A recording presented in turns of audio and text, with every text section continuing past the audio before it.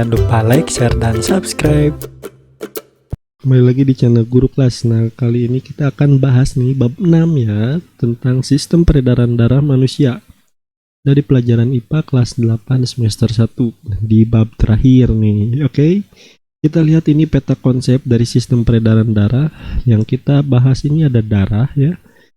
Ya, darah itu terdiri dari plasma darah, kemudian sel darah ya. Kemudian alat peredaran darah ada yang namanya jantung, pembuluh ya, pembuluh darah ya, ada vena, arteri, dan pembuluh kapiler. Langsung saja ke materi yang pertama ya, di mana fungsi darah yaitu pertama sebagai alat pengangkutan di dalam tubuh, yaitu mengangkut sari-sari makanan dan oksigen dan yang kemudian diedarkan ke seluruh sel-sel tubuh. Fungsi kedua mengangkut sisa metabolisme dari jaringan tubuh ke alat-alat ekskresi. Yang ketiga menjaga kestabilan suhu tubuh.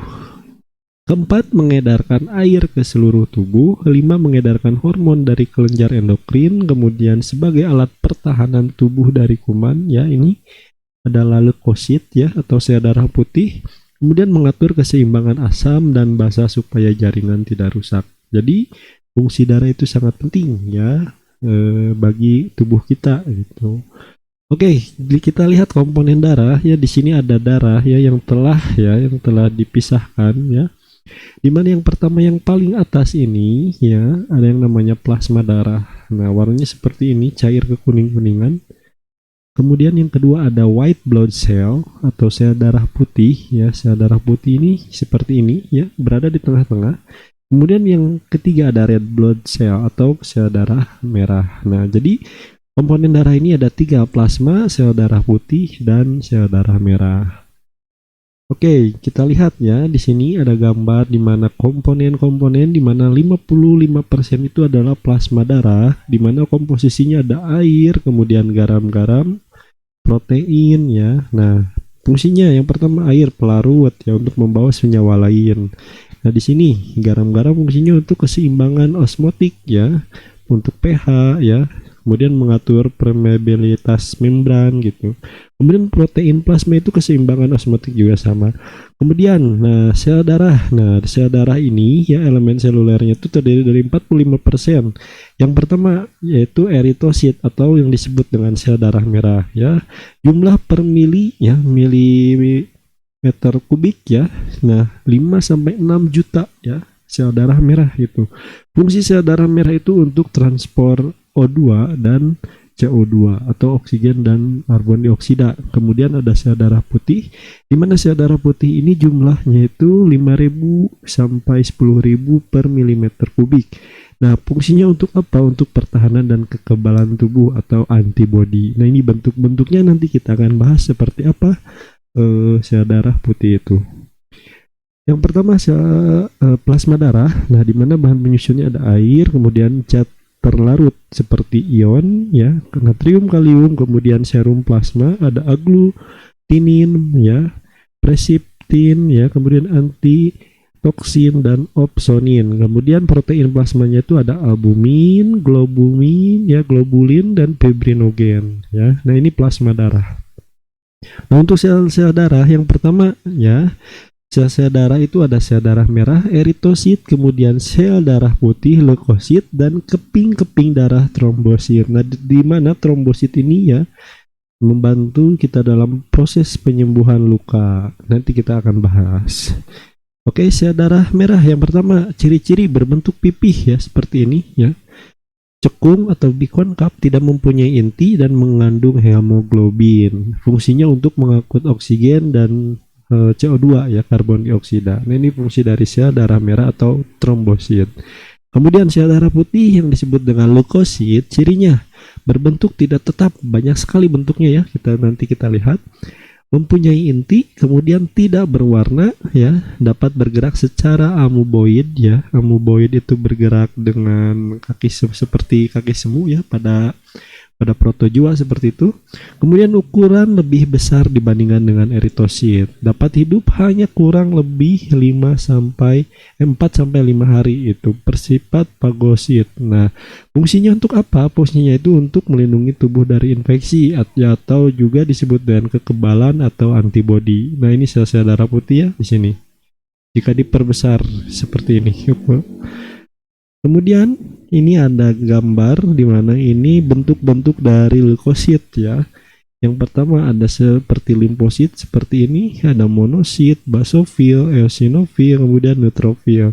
Nah, ini merupakan contoh-contoh dari sel darah putih. Yang ketiga ada yang dinamakan keping darah atau trombosit. Ciri-cirinya bentuknya tidak beraturan, tidak mempunyai inti, ukuran lebih kecil dari eritrosit ya dan leukosit ya. Jadi lebih kecil dari sel darah merah dan sel darah putih. Fungsinya untuk proses pembekuan darah atau penyembuhan luka. Nah, kita lihat saja nanti gimana proses penyembuhan luka. Nah, yang kita lihat di sini ada gambar di mana ketika kita teriris oleh pisau contohnya ya, terluka nih, kita mengeluarkan yang namanya red blood cell atau sel darah merah. Nah, ketika sel darah merah ini keluar, maka ada yang dinamakan fibrin ya atau fiber, serat-serat fiber untuk menutup luka ini ya, menutup si luka ini nih. Nah, prosesnya seperti apa? Kita lihat. Nah, proses pembekuan darah ini seperti ini. Ketika trombosit pecah ya, karena adanya luka itu mengeluarkan yang namanya enzim trombokinase. Nah, trombokinase ini ya merupakan antihemofil.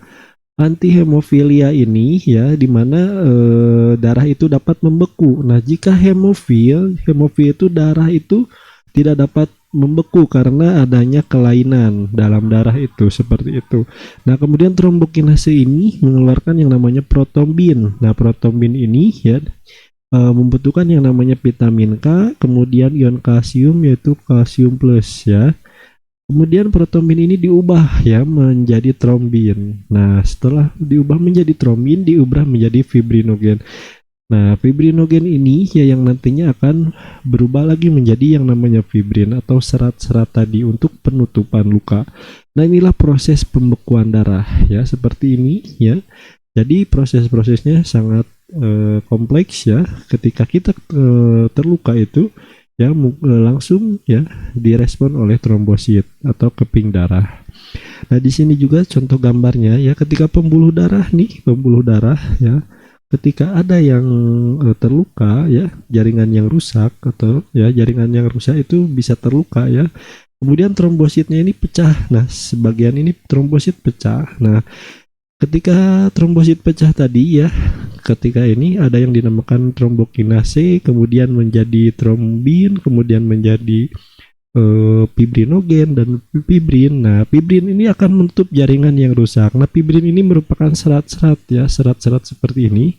Nah, serat-serat ini yang nantinya akan menutup luka kalian supaya sel darah merah ini tidak dapat keluar atau berdarah lagi gitu. Nih ada protombin, trombin, kemudian fibrinogen dan fibrin.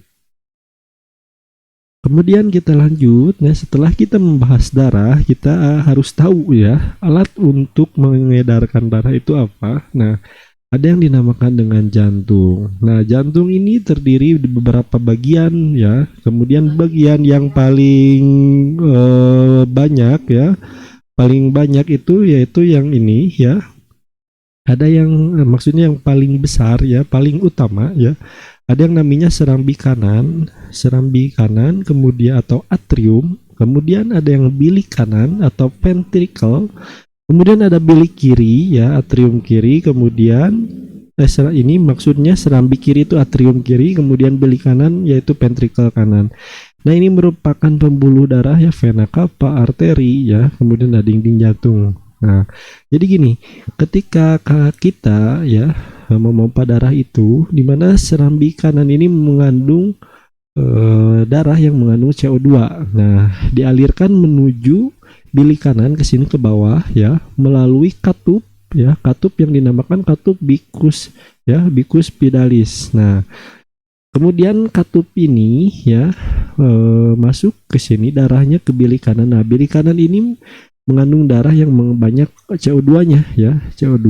Nah, ketika CO2 ini banyak di dalam darah, maka darah yang mengandung CO2 ini akan dialirkan menuju paru-paru ya oleh ini arteri pulmonalis. Nah, ketika arteri pulmonalis ini membawa darah yang mengandung CO2 dan terjadi pergantian ya di antara CO2 dan O2 di dalam paru-paru gitu. Nah, ketika itu juga darah yang dari dalam paru-paru masuk ya ke serambi kiri ya, ke serambi kiri.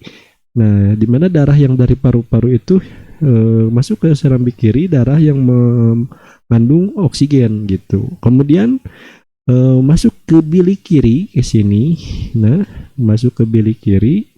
Nah, ketika bilik kiri ini ya masuk lagi ke yang namanya vena pulmonalis. Nah, vena pulmonalis ini ya membawa darah kita itu yang mengandung oksigen itu ke seluruh tubuh gitu. Nah, tapi terjadi pergantian darah ya, pengambilan oksigen dan CO2, pergantiannya itu adalah di paru-paru. Kemudian pembuluh darah. Pembuluh darah ini dibagi bedakan menjadi 3, yaitu pembuluh darah nadi ya atau arteri, kemudian pembuluh darah balik atau vena ya, pembuluh darah kapiler atau yang disebut dengan kapiler. Nah, arteri merupakan pembuluh darah yang mengalirkan darah keluar jantung, sedangkan vena mengalirkan darah masuk ke dalam jantung. Arteri berisi darah yang mengandung oksigen ya, arteri ini oksigen. Sedangkan ya pembuluh kecuali arteri pulmonalis, nah vena berisi darah yang banyak mengandung karbon dioksida ya, vena ini. Nah, jadi ingat ya, kalau arteri itu oksigen, vena itu mengandung banyak CO2 atau karbon dioksida. Nah, di sini kita lihat ya struktur dari pembuluh darah ya. Nah, di mana pembuluh darah ini juga sama ya, mempunyai yang namanya otot polos, kemudian jaringan ikat ya. Di sini juga sama, otot polos, jaringan ikat ya. Nah, ini ya contoh pembuluh kapiler ya, seperti ini ya. Sangat-sangat kecil gitu. Selalu berdampingan nih antara arteri dan vena seperti ini gitu. Oke, perbedaan antara pembuluh arteri dan vena. Yang pertama, tempatnya itu untuk arteri itu agak tersembunyi di dalam tubuh, sedangkan vena itu dekat dengan permukaan tubuh, tampak kebiru-biruan.